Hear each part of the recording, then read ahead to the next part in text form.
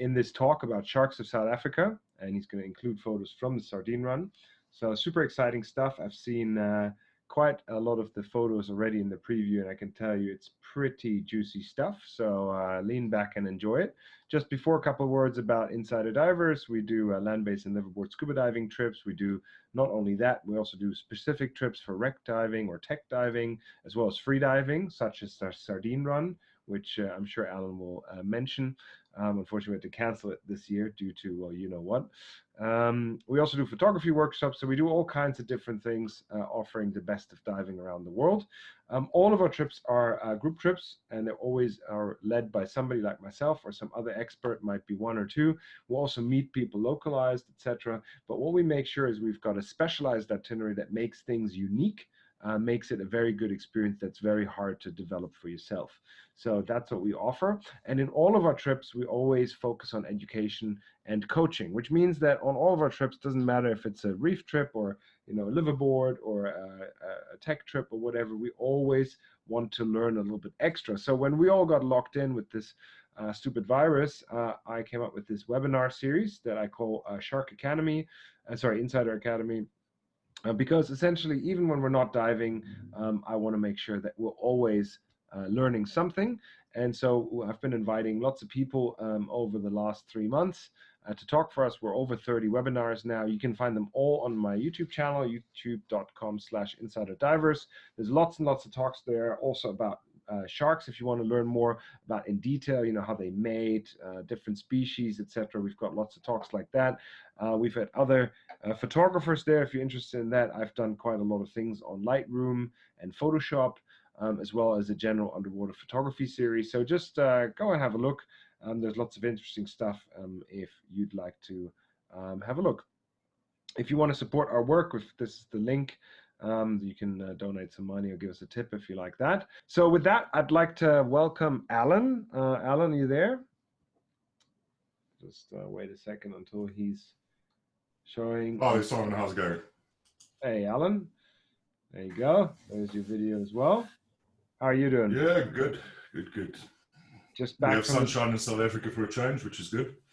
Yeah, that's right. And yeah, sorry, but I didn't say that earlier. Sorry for all the people who were ready to join us last time. Alan got called by the sea, got an opportunity to get whatever was left of the Sardine run, and he went out for a week. And yeah, how was it? Yeah, Sardine run as per usual, pretty tough, but what can we do? Every year you take your opportunity, go and try and find something new, get something interesting, and get that great shot. Wasn't that lucky this year. We got some popcorn stuff, but nothing really that would excite most of the guys that have been there for a few years. I've been fortunate enough to be doing this since most probably 2007 already. So I've had a fair share of opportunities on the Sardine run. But what was nice is getting back to the guys that you normally go out with, enjoying the camaraderie on the boat, and just kind of behaving slightly normal again. I think that was the benefit of the trip. And yeah, just sitting around chatting over a whiskey and yeah, enjoying the jokes and then what the guys actually got up to on the boat, the amount of times guys rolled over without masks or fins or left the cameras behind and all those good things. So what's a popcorn? You said popcorn stuff. Not sure that means anything to. Okay, so we refer to it as popcorn. Basically, if you think about a popcorn in a microwave popping up here, popping. So essentially what happens is a small boat will pop up here and you'll have a few birds and the boat will rush to there and then everyone will jump off and it's gone. And then everyone gets back on. Then they see birds diving to the left and then they drive over to that side, jump in, nothing, gone, get back on the boat. So it's a procedure you go through about 40, 50 times until you realize that you're actually wasting your time and rather wait for one big bag of popcorn to arrive in one bundle and then get off the boat. So we watch it, monitor it, and then if you've been doing it for a while, you'll obviously know when it's worthwhile getting off the boat or worthwhile kicking your mate off the boat so you can go and have a look. So just to clarify, you're the popcorn. You guys are the popcorn. Sorry? You guys are the popcorn or the sardines are the popcorn? Sardines. But the way I've explained, most probably both of us. Yeah, you're popping in and out as well. Yeah, all right. Yeah. You can take over the screen whenever you like, and then Great I'll just stuff. interrupt you when there's questions that fit to your current topic. Yeah. Great. Okay, let's just do this quickly. There we go.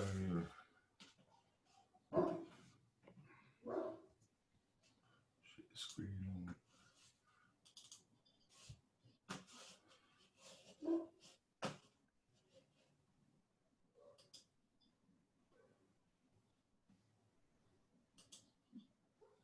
Okay, how's that look?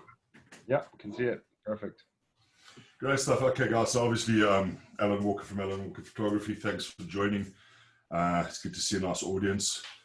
Uh, it's quite a tough subject considering that I really have to just focus on shark photography and sharks of South Africa. But we're going to try our best and give you maybe a few antidotes and chat about things and leave it really open to discussion and questions.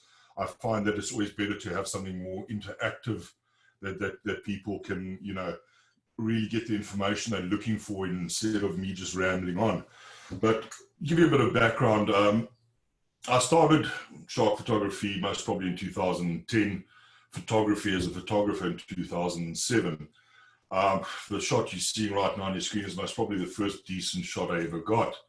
The problem was I didn't really know much about cameras and settings and JPEGs and RAW and all that. So this photograph was taken on a 72 JPEG, and it was kind of as good as you're going to get. If I had to blow it up anymore, it would be terrible.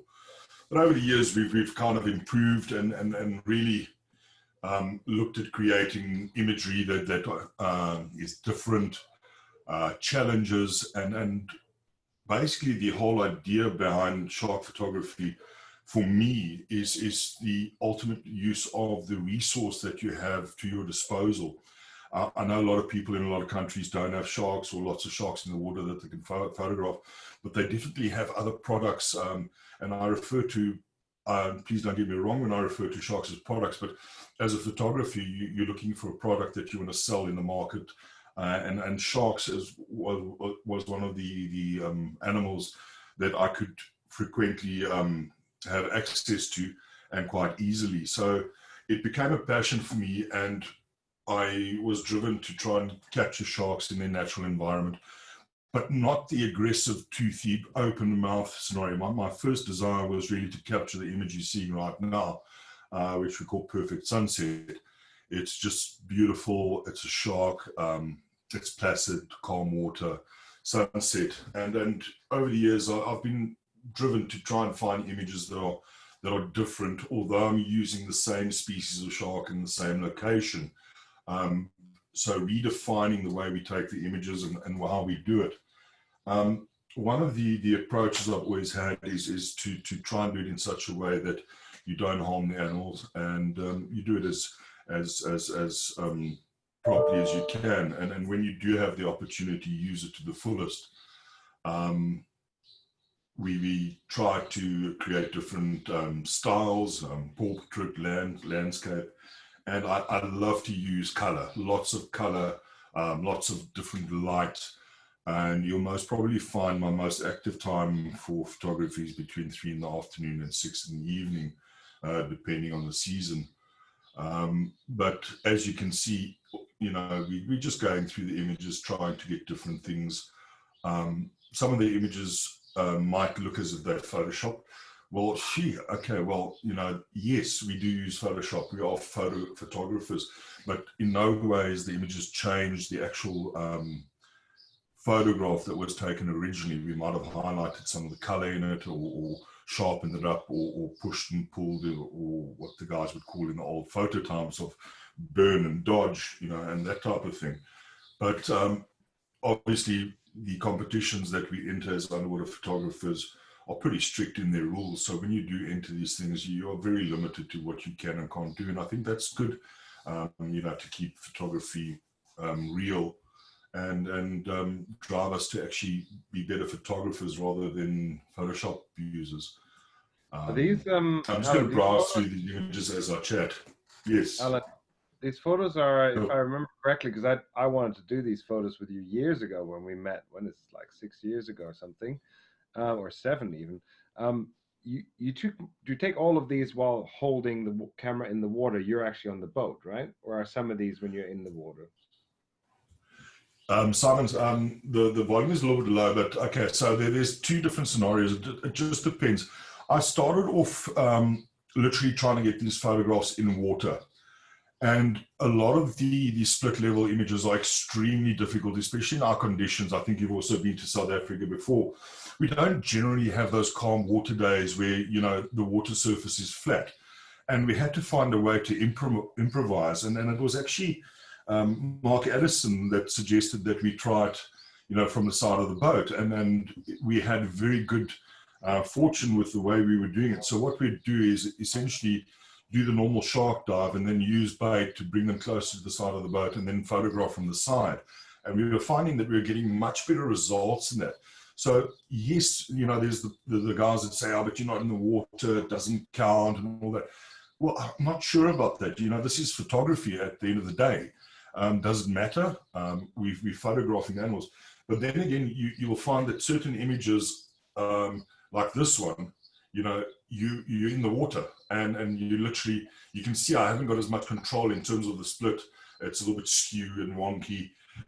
But yeah, you know, every now and then when these guys come close and then you're just really capturing an image, you have that risk of getting your fingers nipped and all that type of thing. Whereas when you're working off the boat, you've got far more control. You can see the animal approaching you. You can control the shark and watch its movement and actually know when to pull your camera out of the water, put your camera in the water. And I think it's a lot safer. You know, and honestly, if you think about it, there's a lot less harm done to the animal and a lot less possible risk to you. So why not? Whereas, also, you know, these guys, there's just no ways you're going to photograph him from the side of the boat. They don't come close. And you've got to be in the water. It just depends on the species. What I love about the photography when you do it like, you know, the previous ones is you don't actually know if your photos turned out any good until you come home in the evening and you zap through, and then some pictures you kind of think, oh yeah, that was an amazing one, and it totally isn't. And then other ones turn out to be really nice. Yeah, Simon, pretty true. I've actually come home on a day where I don't know what I did, but there was something stuck in the dome port. And I literally deleted 500 images without even looking at the rest. I looked at the first two, they were all out of focus, and I literally deleted them. That was a day wasted. And trust me, looking at the back of your screen to review, you're never going to know if it's sharp or not. The real test is when you get home. And especially with our waters, we've got a lot of you know, particulate in the water, and we get tested. And you'll put the photograph on your screen, and it's an amazing image, but it's so full of backscatter and white particulate that literally it's unusable unless you sit there and clone everything out, which must probably take you 4 or 5 hours. Is that worth it? Or you rather go and spend another day on the ocean taking more images? You know, so yes, you definitely get challenged. The few images that you've just seen now are actually silvertip sharks. We take these sharks up in Ponta d'Oro. Awesome sharks to photograph, but once again, very shy, don't really come to the surface, and you've really got to work with them. What is interesting, I'll just go back to this image over here. This is an average image of a silvertip taken close to the surface, but obviously, if you change your approach and your settings and you start using depth of field and different settings, you can really start creating different colors, different feels and texture in your images. The viz hasn't changed. It's the same dive. It's just really using your photographic techniques to create a different texture, if I may, on your canvas. And I look at water really as a canvas. It can be green. You're going to see in images to come. It can be dark. It can be purple. It can be whatever. Use that canvas to the best you can. I love shooting in dark water because it really throws out reflections, color, and for me it works well. So if the viz is bad and I'm working on the surface, that's great for me, as long as we don't have a lot of particulate. It can be dark green water, superb. But as soon as you get all that white gunky stuff in the water, that's really when you kind of put your camera back on the deck and you go, okay, that's it, you know, it's not going to happen. But these are things that you learn over time. And you'll note by a lot of my photographs, as I said, 3 to 6 o'clock in the evening, it's those images that really make it count, where you're getting beautiful reflections, colors. And most of ours is at sunset. I'm not really an early morning person, as a lot of my friends can attest. So we can most probably maybe in 2 years' time focus on some sunrise images, but give it time. Let me get used to getting up early first. Another image that I really enjoy getting, and it's just something different. So these are all oceanic this is one blacktips, of the right? strange, sorry, so I'm not going to hear. They're all oceanic blacktips, right? Yes, and that's the cool thing about them. The facial expressions and gestures are different every time you take an image. Unlike the tiger, shark, and the great white, they are what they are. They don't really change up much unless the mouth is wide open or closed. You know, that's kind of the limitation here. But you'll see with the blacktips, and I'll show you soon the duskies, you know, the facial expressions that they have are really like personalities. And that's why I get drawn to it. You'll see I don't have a lot of tiger shark photographs. I don't have a lot of great white photographs, and I don't have a lot of blue photographs, because they kind of don't have character, if that makes sense. I enjoy the fact that the animals, every time you photograph them, somehow have a different character. This is quite an interesting photograph. It's yellowtail mackerel, and they were hounding this poor guy like you cannot believe. And we literally watched, and what they were doing is actually cleaning themselves. They were using the shark as sandpaper to scrape off the parasites on their bodies. And this poor shark was literally trying to get away from them, but they just literally mobbed him for about half an hour until he ducked off at a hell of a speed to the surface, popped up, and then back into the water, and somehow they left him alone. You know, so that's some examples of the blacktip sharks that we photographed over the time. I didn't want to put a lot of the stuff that I've already got on Facebook there, but that will give you an idea. Then we were very fortunate. Okay, so I'm going to try and go to this one here. There we go. I just had to skip an image here because it was out of place. Sometimes I like to work with black and whites, but we'll get more into the black and whites now. And once again, you can see a totally different image. Same animal, totally different perspective on the shark. Yeah, this is the 1 in a million, now 2 in a million, where the sun was perfectly on the dorsal fin. It's just something that I really enjoy in this image. I love the colors. Now, the colors in my images, guys, is not Photoshop. It's because we have an unfortunate situation where we have a paper mill that pumps its effluent out over the Aliwal Shoal.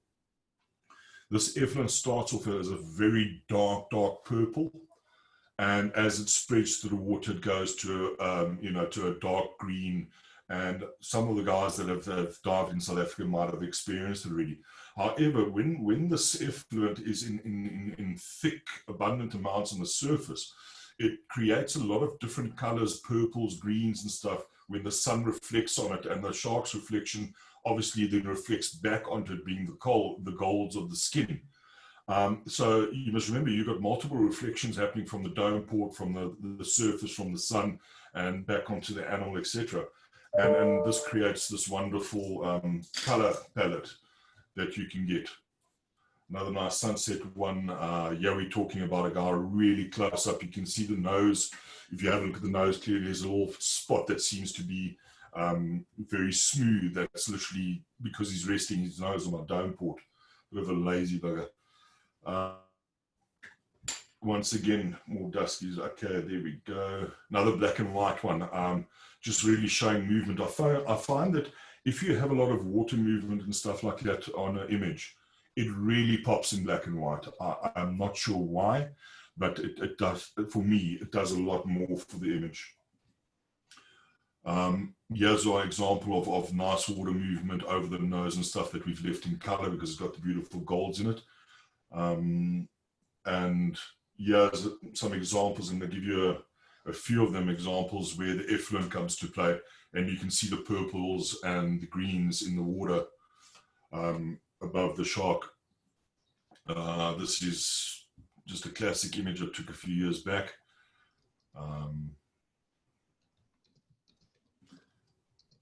Some more examples of the reflections.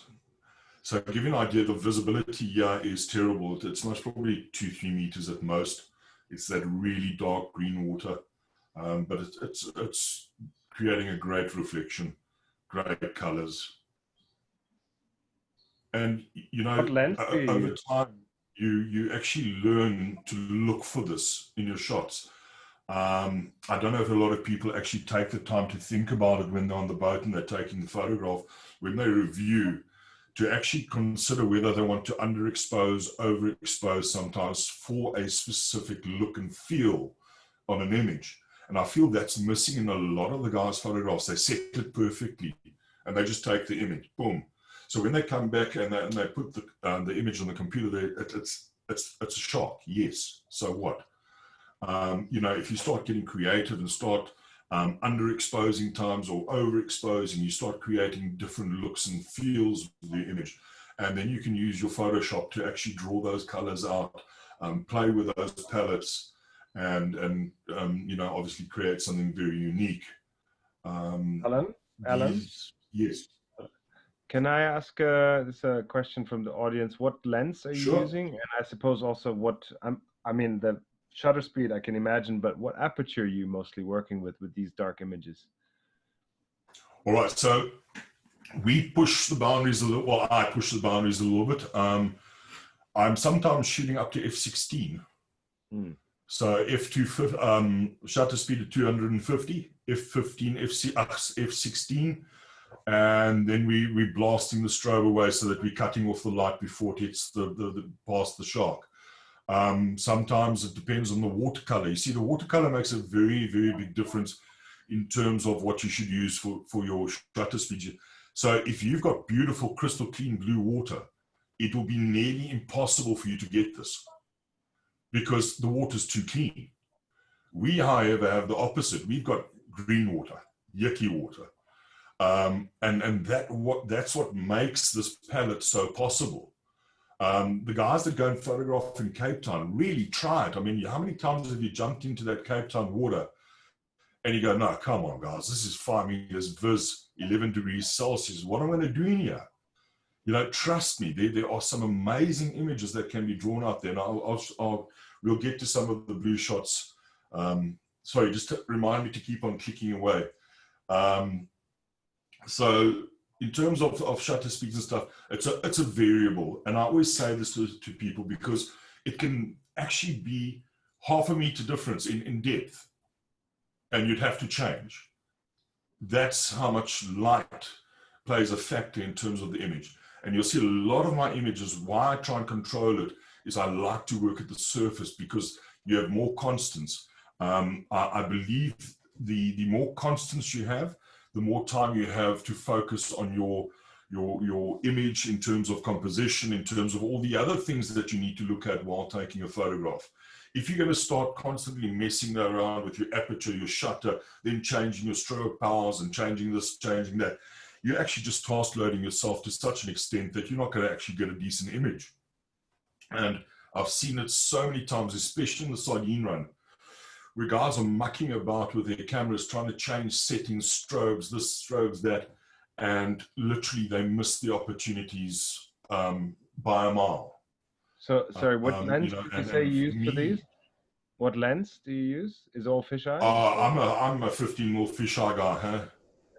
I've invested in numerous lenses over the years. I've bought the top of the range 16 to 35. So I've bought 20 mil standard focus lenses or prime lenses, whatever you want to call them. I've tried all kinds of things. For me, honestly, get close, get closer, and then if you think you're close enough, take another step closer. You know, work within that 30 centimeter, 0 to 30 centimeter realm with a fisheye lens. You can't go wrong. It's a cheap lens. It's a good lens. It's got excellent focus. But don't go and buy the most expensive one. So don't go and invest in the Canon. I'm sorry, Canon, my apologies. Don't go and buy the Canon 8 to 15mm fisheye if you're not going to use it for those ring images or what I call circle images. Because literally the lens is too good. The lens has got such a good focal, it's got a 0 focal point, so you can literally put your finger right against the lens and it will focus. But that's no good when you're working with a dome port and you're working with water or meniscus. You know, so what will happen is when you're trying to do a split, that lens will focus on the meniscus of the water, not on the animal. I literally ended up throwing hundreds of images away because they were soft. So think about these things when you invest. I mean, underwater photography is very expensive as it is. I mean, we know what housings cost, we know what dome ports cost. You're wasting your money when you buy these hugely expensive lenses. Speak to the guys that have done it and do it on a continuous basis. They'll help you. They'll give you advice. I can promise you right now, I've got equipment in my drawers and lenses and stuff in my drawers that I must probably never ever use again unless I go and do wildlife photography up in Botswana or whatever. But that's where I use it. Otherwise, for water, literally my 15mm is my go-to lens. And you're using a large dome port, I guess? I've got various dome ports. Okay, so I don't want to give all my tricks away, but yes, I've got various dome ports. But I like the 230. And then I've actually had a specialized dome board made where it's close on 950mm, nearly a meter. And that just gives me a lot more space that I can work. But it's a pain to work with because of its volume, you know. So now you must know your wrists and stuff are really getting punished to keep that dome horizontal in the water. So I'll normally work with that for about half an hour and then whip it off, put the normal dome port back on and go from there. The image you're looking at now is actually a very interesting image because in the bubble on the top, you'll see all the people on the boat watching me. So it's just something a little unique.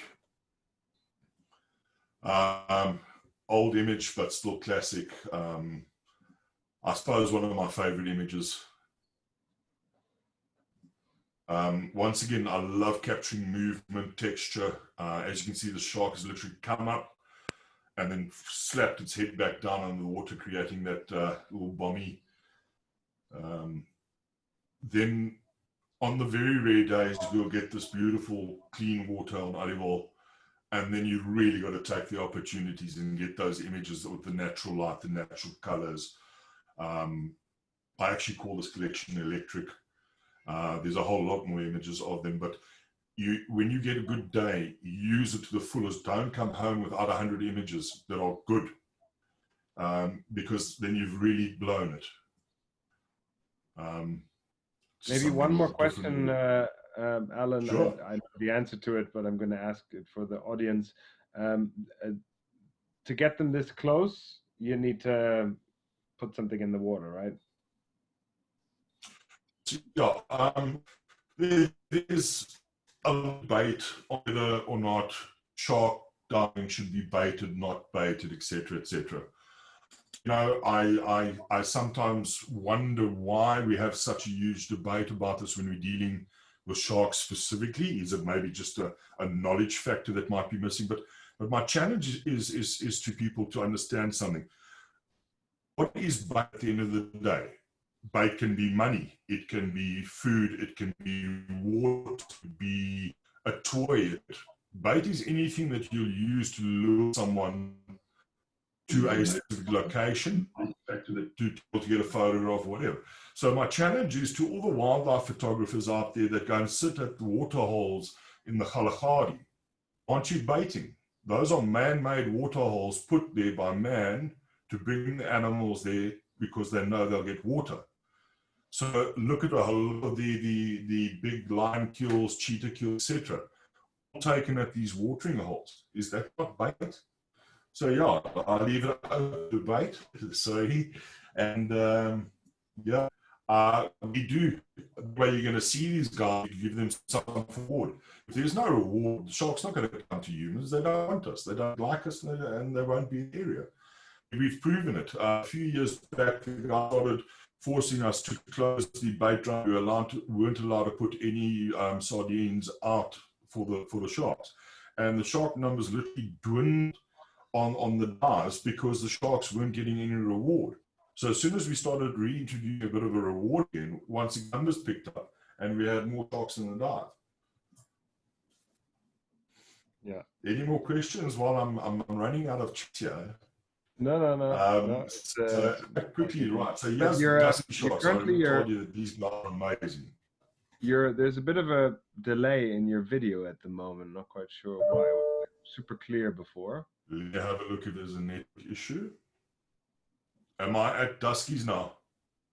Yeah, no, the photos are still coming good, but your video and your audio is a little bit staccato. Okay. It's already getting better again. I don't know, maybe there was like an update or something, or Dropbox. Yeah, could have been. Something came through on my computer now. All right, so dusky sharks. We don't get them often, but they are definitely on. And when we pop in, they're lovely subjects to photograph, especially late at night, because their eyes go over. All the other sharks do, but they just got a different facial feature.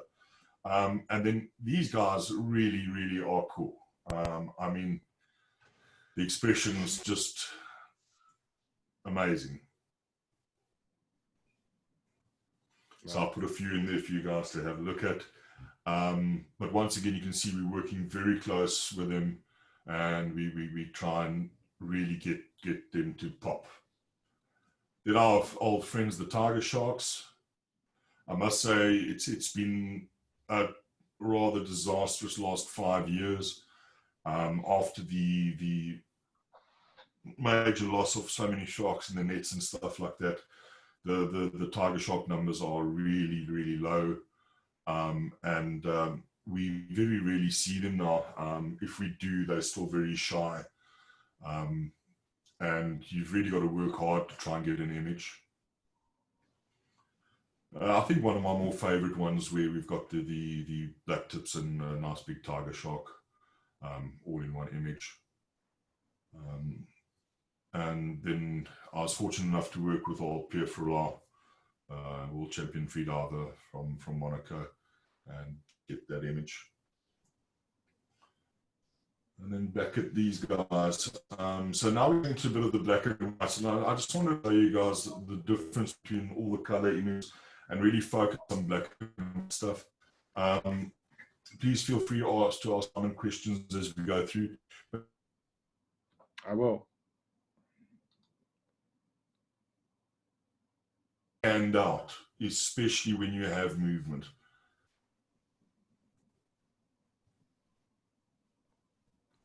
This image that I'm showing right now, it literally does not look like anything in color. As soon as I turned it black and white, it really came alive.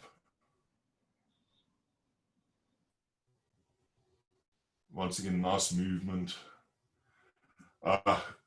Yeah, no, this is King Tom. That's what I call the image. But yeah, it was the strangest thing. There was just this little narrow beam of light coming through in very dirty water, and I was able to capture the image. Yes, the shark is in half all of that, but I just like it. It's different. Once again, you can see how close we're working. If you look at the water, you'll see the water's actually against the dome port, and that's why it's formed that way. So the animals or the sharks are very close. A lot of the good images, a lot of the times the shark will roll its protective layer back over its eye, and you just get that white. Where the better shots is where he hasn't done that, because he knows you in the water, you are there, you've become a constant, and they get used to you, and they'll come close by and literally feed on the sardine that you've put there for them. Which makes it pretty cool. In terms of talking about equipment, I think a lot of guys might have some equipment questions, but guys, when it comes to my preference, and I know there's going to be a lot of people that will disagree, but when I work with sharks and big animals, I like to work very close, and therefore I don't use strobes that are sent out 1 meter either way of my dome port and all that kind of thing. It just doesn't work for me. It's too cumbersome. And literally my strobe arms are 10 centimeters long. That is it. Both one 10 centimeter strobe arm on the right, one 10 centimeter strobe arm on the left, 2 strobes, and that's how we work. We've played around with the whole 6 strobe theory.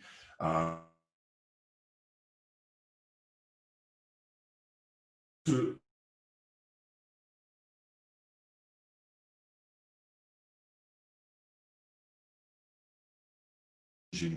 then these setups don't work. Then you've got to free yourself up and make yourself light and adaptable. And then you might get something like this, which is a totally crazy image. But yeah, love it. It's just different and kind of in your face. So do you find that the duskies, this is a question here, are the duskies more challenging to photograph because they're more aggressive, or they're just more rare? The duskies are definitely a challenge to photograph, not because they're more aggressive. They still seem to have a space limitation. They respect space a bit, whereas the blacktips are quite happy to move in, out, in, around, all over. The blacktips actually, when other sharks come into the area, the blacktips actually mob them and they'll chase them away. They'll become, the blacktip will swim easily between the feeder and the drum, no problem. A dusky won't. They normally sneak up from the bottom, and you've really got to watch them. They kind of more cautious, and when you look around, there he is. So you've really got to monitor him, especially when you do get duskies on your dive. Blacktips, we don't even recognize them as a shark when we're doing a shark dive. You'll find that your feeder and your dive master will only warn you when other sharks actually enter the fray to come and feed. So they'll show you 3 fingers over the shoulder to show you that there's a tiger in the area. They'll show you a shark sign over the head and point out a dusky, because those sharks' behaviors are different to the blacktips. The blacktips are kind of got used to us. So yes, for those reasons, they are more difficult really to photograph, because you've got to try and get them close. Okay, so that's I think is my blacktips done. Then obviously other shoal known for its ragged-tooth sharks. They're seasonal. We have the odd year when some of them just stray throughout the year. Last year it was the most insane thing. I found around about 35 to 40 ragged-tooth sharks in Cathedral in end of November. So obviously took the opportunity to go and photograph them. This is the image we got. And strange enough, the next one as well, that was from last year November. They should have been gone by then, which is quite cool to know that we can have more opportunity to photograph these guys. It's just another image there. Then what's nice about them, there's always an interaction with them and the bass in Cathedral. And if you're patient enough and you watch the interactions with these guys, you'll see that every now and then that big bass gets a little bit too smart, and you have the opportunity of getting that image. Will I get it again? I don't know, but yeah, this female raggy decided now she's had enough of being pushed around and taught him a bit of a lesson. No harm done, but he was a little less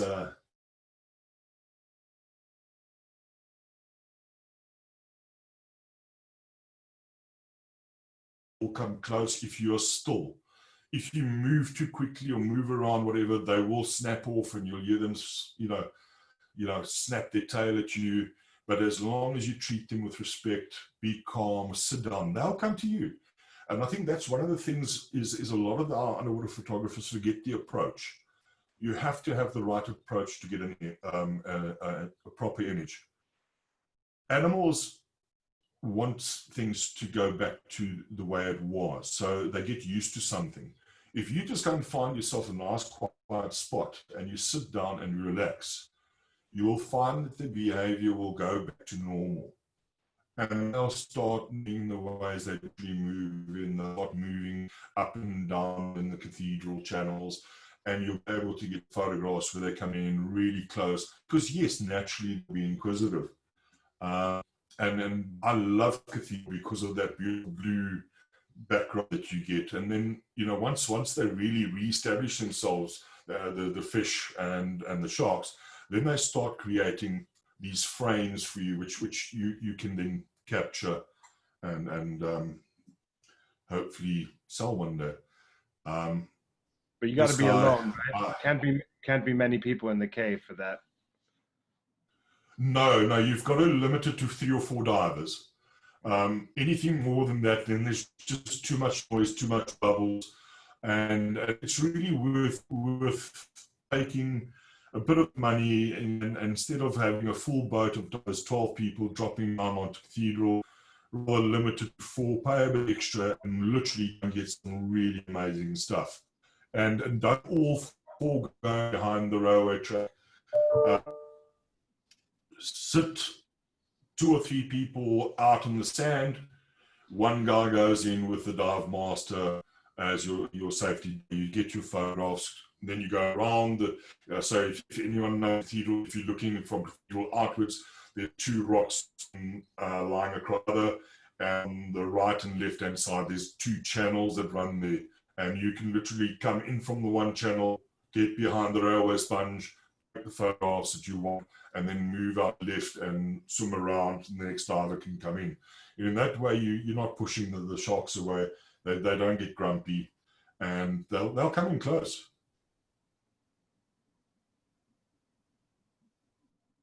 Guys, they are extremely fast, and yeah, pretty fast at lunging out. As you can see, there's the sardine in the middle of his throat, and that was split seconds.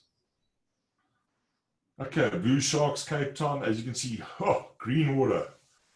But once again, move up to the surface. As soon as you got dark green water, whatever, move towards the surface. Go and find those reflections. Go and find that palette. The blues are quite happy to come up right up to the top. We've started experimenting, taking off the side of the boat. Morna Hardenberg's done it quite well, and so has Steve Benjamin. I just don't get there enough. But I'll show you towards the last image where literally we've been able to get them right up to the side of the boat and actually apply the techniques that we were applying with the blacktips with blues. So test shot, we got it right, but yeah, kind of ran out of time and bait. But we'll go back, we'll give it a try, and I think it's worthwhile expanding on this one. I think you can get some amazing stuff. Mornay's definitely got some really cool stuff. Then, sorry to say, these guys are, you're not going to see much of them unless you go up to go and photograph them on the island, which is Seal Island. So a lot of people want to know what's the story with the orcas and the great whites, and that's, I'll give you a bit of information. So essentially what has happened is our coastal have been bordered by 2 orcas. It's not a whole pot of orcas or different orcas, etc. It's 2 orcas named Port and Starboard. The reason they're called Port and Starboard is the one guy's fin leans towards port and the other guy's fin leans towards starboard, because they both got curved fins. And they've literally become specialist hunters. They hunt sharks, and not just great white sharks. They've actually decimated the cow sharks as well. The ones that have survived are pretty much hiding in Seal Island area between that thick rocks and kelp there. But for how long, we don't know.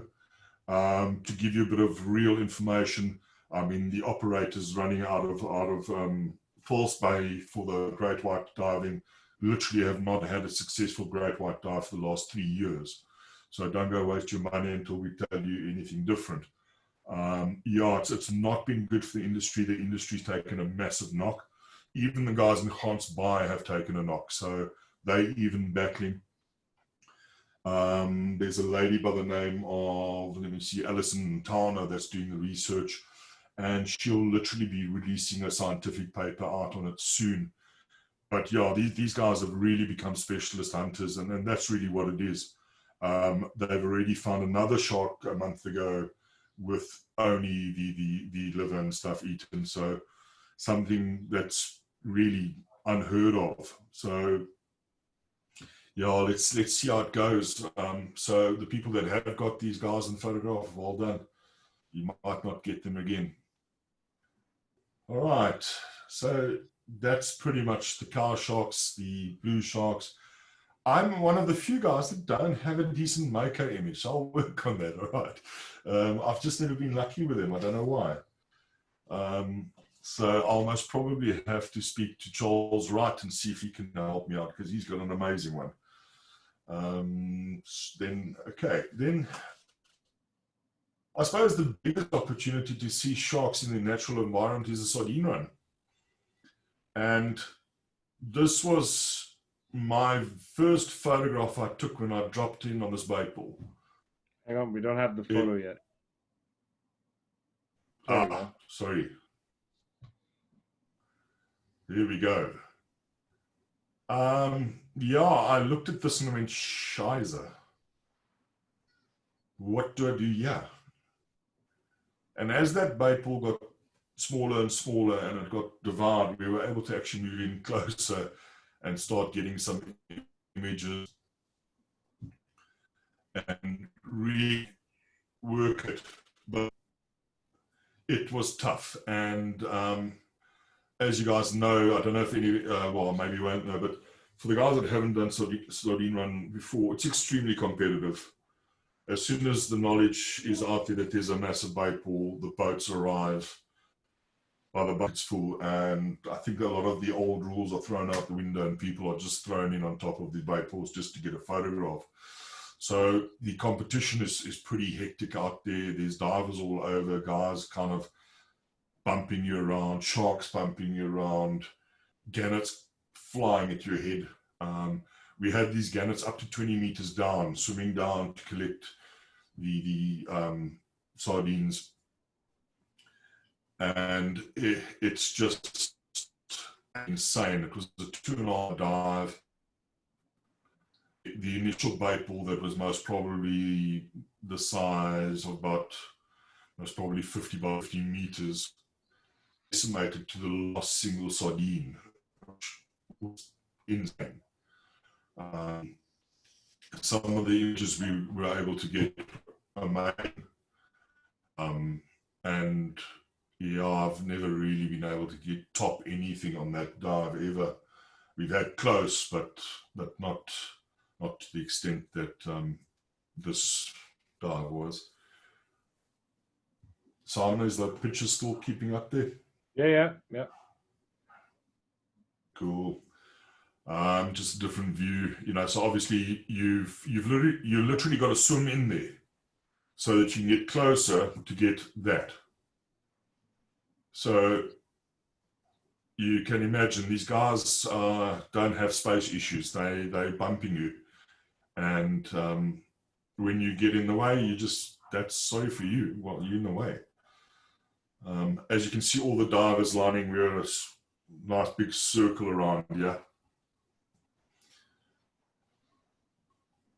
That's amazing footage. Really amazing. That's the 2011 shark ball, was it? Was it 2009? 2013, yeah. 2013. 2013. And you know, towards the end of the bait pool, this was what's left of that 50 by 50 meter kind of mass. And I mean that bird is looking at it and going, well, hold on, shit, dude, can I get one? Yeah, it just gives you that kind of feeling. But you know, as you can see, look at all the photographers, and I put this photograph in deliberately. It's not a great photograph, but you can see the people around you all anxious to get an image. And you've literally got to use your smarts to now outsmart all of these guys just to get something a little bit different. And you've just got to take your chance, and voila, lucky. No photographer in there, portrait shot, done. Yeah. This was from 2018. Very, very lucky. We were able to get onto a yellowtail ball. with some oceanic dolphins and dusky and blacktip sharks. I've left all the dolphin pictures out, hopefully, it's just because you guys said sharks. So, and you know, because we've got so many images of Sardine Run or whatever, I was looking to try and capture things a little bit different, and this was really what I was trying to get, where it's something that you can now sell as a fine art print, and look at a set. So there's a few of these. I'm not going to show all of them, but the idea was just to create something really different. Wow.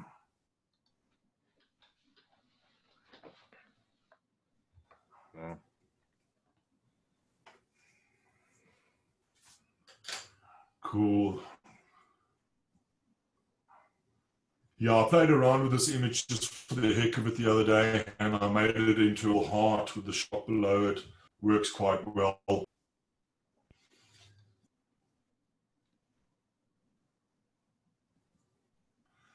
This was a very interesting photograph. I love this one.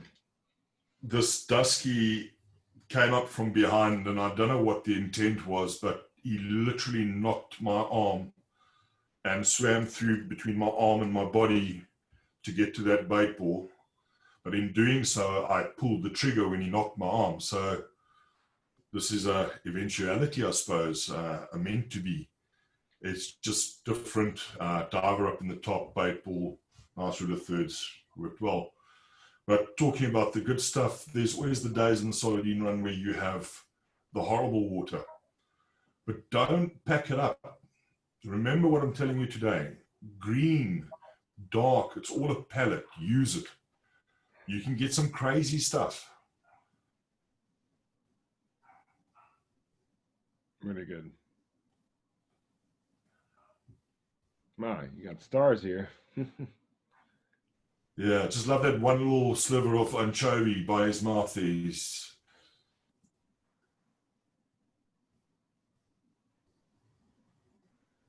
You know, and yeah, we're working in 2 to 3 meter viz again.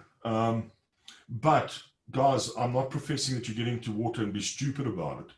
You really have to have a safety diver now. You've got to have someone watching your back. You can't just jump in on your own now. Now you've got to apply rules. And you've also got to know when to call it quits. The viz did deteriorate, and we actually aborted. We aborted the dive and watched this bait ball from the surface, which was a pity because it was a massive bait ball, and it lasted until 5 that afternoon. But the visibility had got to such an extent that it was literally 1-0 viz. We were getting bumped because we couldn't see the animals. But once again, yes, I know it's full of backscatter, it's full of scales, it's full of everything. But that, sorry, that is the rawness of the Sardine Run. That's actually the reality, not the stuff you see on BBC and Nat Geo and all that. 90% of the Sardine Run is this.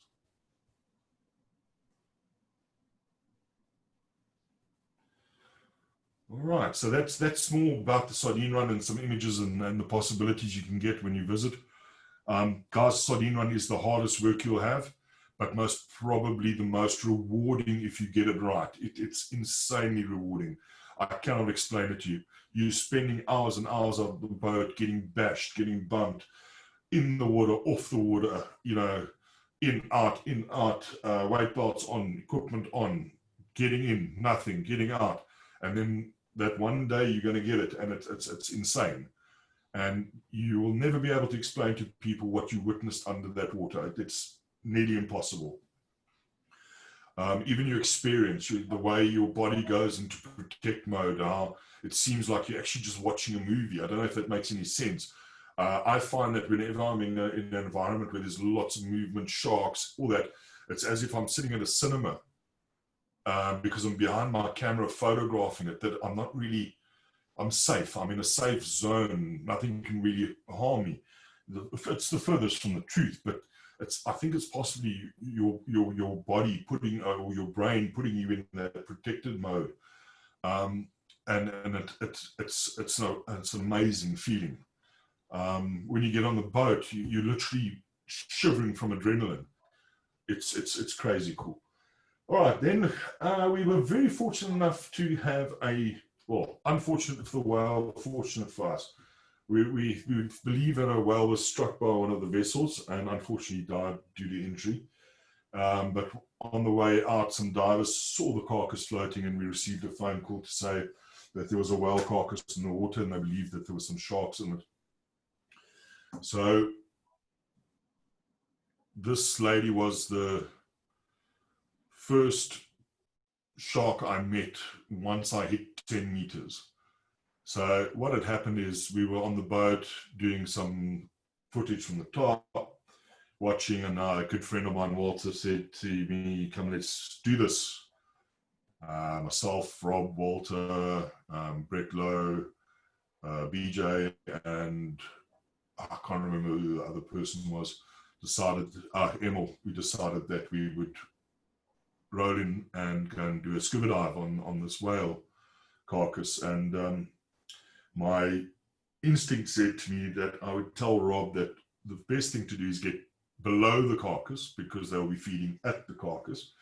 So we're going to roll over backwards, negative, drop, and at 10 meters we'll turn around and then we'll stabilize and see what the hell's going on. Well, needless to say, as I was going down, I was pulling my camera open, setting up the strobes, and I looked up and there she was. And she had literally come off the carcass to investigate what had entered the water and why. And as I looked up, I put the camera in front of me and I took the photograph. By then she'd already turned. And that was it. All she wanted to know is who were we, why were we there, and were we a threat? In all three cases, it was no, no, and no, and all good. And we proceeded to actually do the dive. Look, obviously the conditions were not great, but the experience to watch 15 to 20 massive tiger sharks feed, 2 great whites, Zambesis, blacktips, duskies, just insane. I don't think there's many people in this world that can say that they've hopped into the water with 3 of the most predominant sharks in the world, being the tiger, the Zambezi, and the great white. Just crazy, crazy. I can close my eyes and literally it's as vivid as yesterday, watching these guys. And the duskies were rude. If there's any shark that's got no sense of humor, it's them. You can see the tiger in the top there in the background. Even he's kind of cautious compared to the dusky that's coming straight at me. You were really close there. I mean, you're right on the carcass. Are you not like interfering with them? Like, did they not like? No. What you do is you watch their feeding patterns, and where you see that they're not moving. So, for instance, there's a large section of the jaw that they weren't eating at because they'd already eaten it away. You'll see now in the next picture over here. So now you can move in over here to the top right. You can literally come into that side and you can take a photograph, but then you drop down again, deflate, drop down. Look, it's no proven science or anything. I can't say what we did is right or wrong, or the approach is right and wrong, but I don't think anyone has ever studied it or kind of approached it in any way. So all we could do was adapt and watch and monitor. You guys stayed all together? Sorry? You guys stayed all together, like close to each other, or? Yeah. Yes, and then if one of the photographers moved forward, then Walter or BJ would be with that photographer on their, hand on the shoulder and literally holding you, guiding you to make sure that you don't get bumped or pushed or float up, because remember, you're photographing now, so you're not looking. So then they would literally hold you that you don't float up into the carcass or get in the way. So no. You've got to be smart about things. I know a lot of us just jump in the water because we feel that we have this right that we can do anything, but you've really got to consider what you're doing sometimes and not just go gung ho. And once you know what you're dealing with, this lady was really amazing. For some unknown reason, I've actually never ever touched sharks as a rule. It's not my kind of thing. I don't have yet I was somehow drawn to it, and I literally put my hand on her side.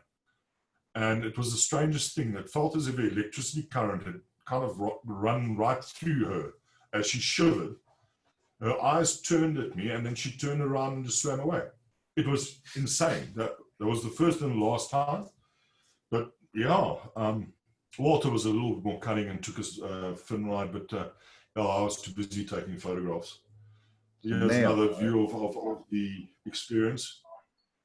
Some of the tigers came in there, and by the time they left, they were combis. They were just, I mean, look at this. And she's a big girl. But yeah, you can most probably reckon she's to the brim.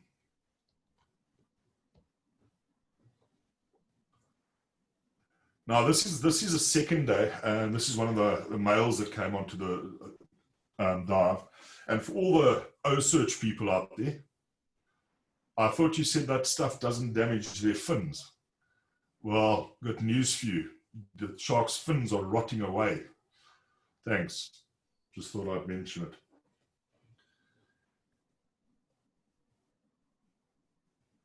Nice bit of interaction. The guys, the big cameraman on the top there is Mornay and his partner, business partner. Brock. They had the 8K dragons there, and they got some really good footage. They were actually working in close. There should be a picture towards the end showing that. But photographing this animal in its natural environment was just amazing.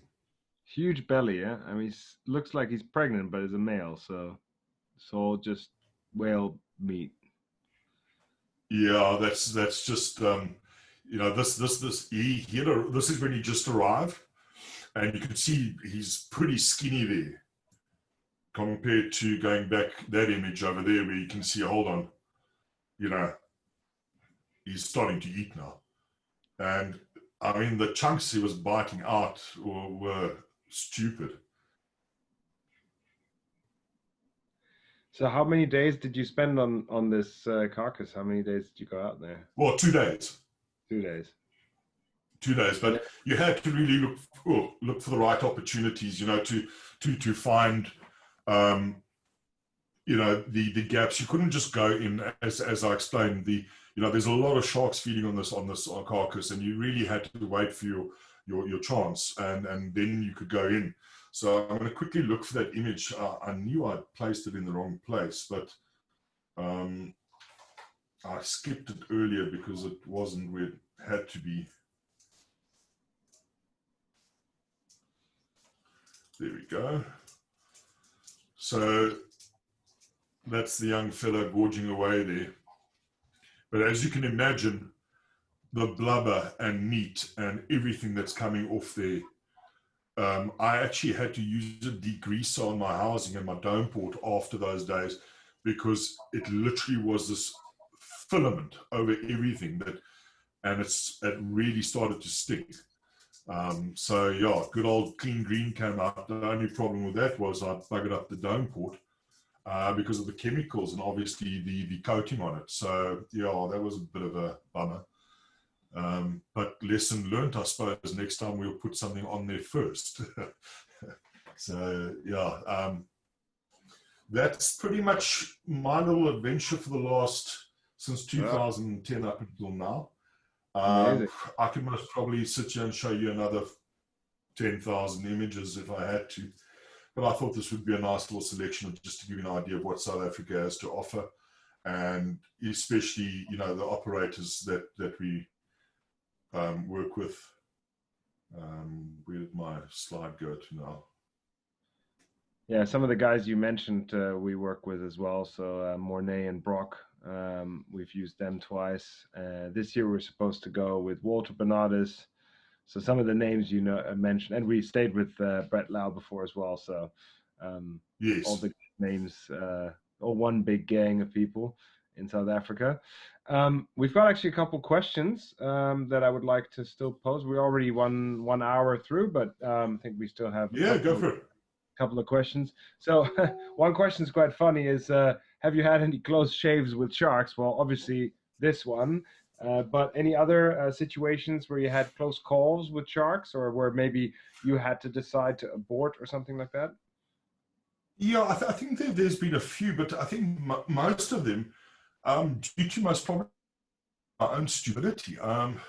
You know, I'm a biggish guy and I've got a big rig, and you know, so tiger sharks really don't like coming close to me. They're very skittish, especially the bigger you are.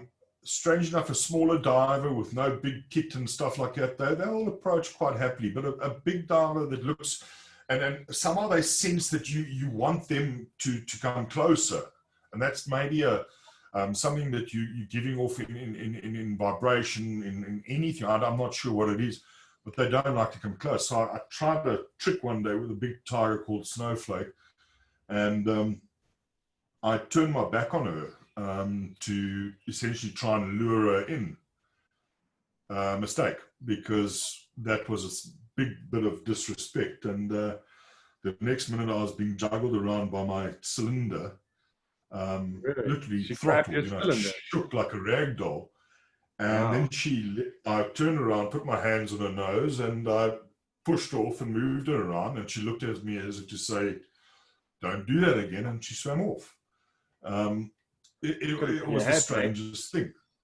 Could have been your head. And no, not at all. It just, yeah, she just somehow grabbed the cylinder and gave me a shake. But it was good enough to leave a little stripe. Then I had a very similar experience with another female tiger where I swam up to her and I took the photograph, and literally the strobes fired, boom, and she turned like straight at me and pushed me out the water, completely out of the water. So I thought, well, okay, I'll wait for her to go back down to the baiting drum and I'll follow her down again. So as I started following her back down, she turned around and pushed me out again. So I thought, well, all right, let me get back on the boat. We'll give it a few minutes. Maybe she'll kind of forgive me for whatever I've done. About 15 minutes later, I did a backward roll back into the water, and guess what? There she was, and she pushed me straight out again. So And when you it was say the end of push, my you diving for mean that day. she physically I pushed you? literally sat on the boat. She physically pushed Obviously, you. she was annoyed about something. Most probably the fact that I fired the strobes in her face or something, but she was not happy. But she Yeah, physically pushed other you. than that, yeah, just not with your so mouth closed, they swim straight at you and they literally put their nose into your stomach and push you out of the water. Wow. So all you can do is hold your camera with one hand and put your other hand on their nose and go, well, okay, here we go. There's nothing much she can do. I mean, it's her environment. She's extremely powerful. And that's pretty much that. Thank goodness you're not diving deep, so it's not really a Ben's issue or whatever. But yeah, it's intimidating to say the least. I garnered a large amount of respect after that, I must say.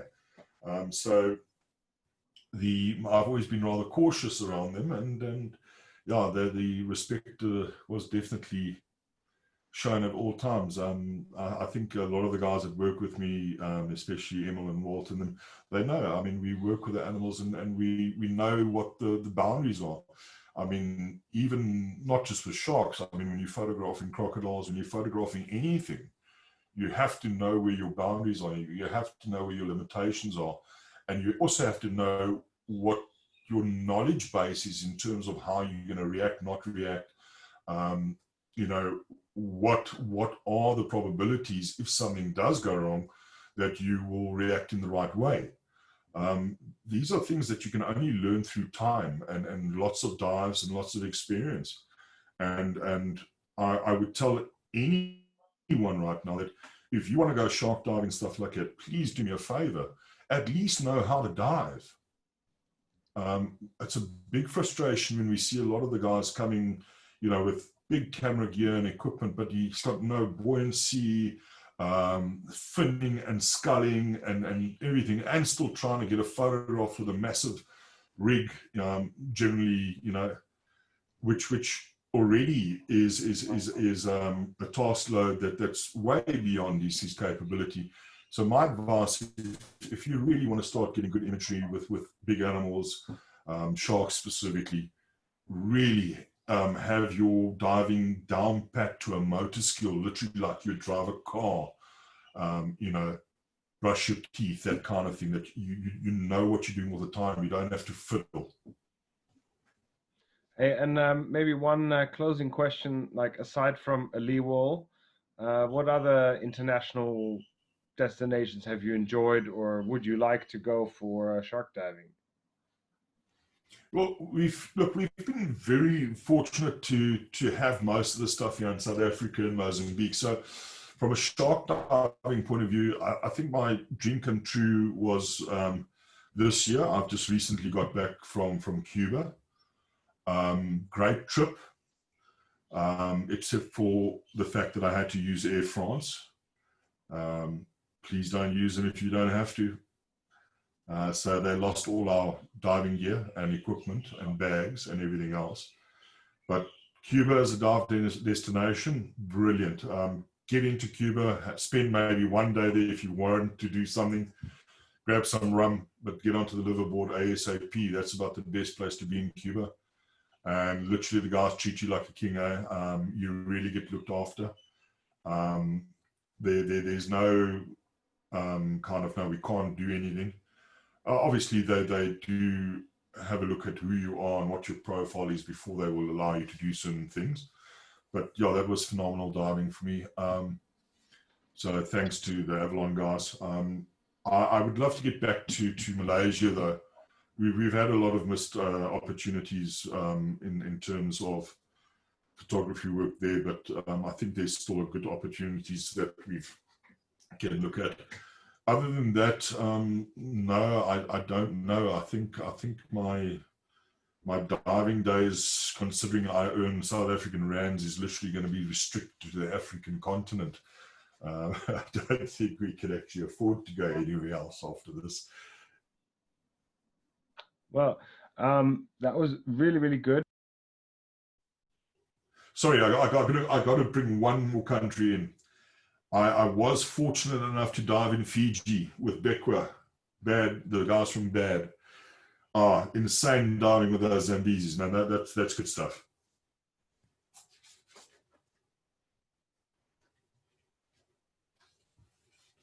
Really amazing talk, Alan. I mean, I've seen lots of your photos in the past, but this one, you know, covers a lot of the photos that, you know, they're not seen publicly. So for everybody who has been here today, you've shown us a lot of amazing photography. Also, you know, for photographers, lots of really great tips for shark photography, and yeah, big inspiration. Also, I think for everybody who hasn't dived with sharks, maybe an encouragement to do more shark diving and to come to South Africa more in the future. So thank you very much for that. And thanks for everybody for joining. I will put this on YouTube as usual. So if you like this talk, you can share it with others. Make sure that other people get to see Alan's cool photography. And yeah, Alan, thank you very much. It was really impressive. Yeah, thank you guys. And yeah, if anyone wants something more technical or whatever in the future, let us know. This was really just a talk and show kind of presentation. We can always look at some tips and stuff like that, or more specific on how to do if anyone is interested. But yeah, it was great talking, and thanks for the audience. Appreciate the guys that have popped in. Thank you. Cool. Yeah, see you in South Africa. It's a cheap and good destination to visit now. Yeah, well, this year got canceled, but next year we'll be back, hopefully. Fantastic, Simon. Good to see you then. All right. Thanks for that. Goodbye, everybody. Good evening, good day, wherever you are, and stay safe. Bye, Alan. Cheers, mate.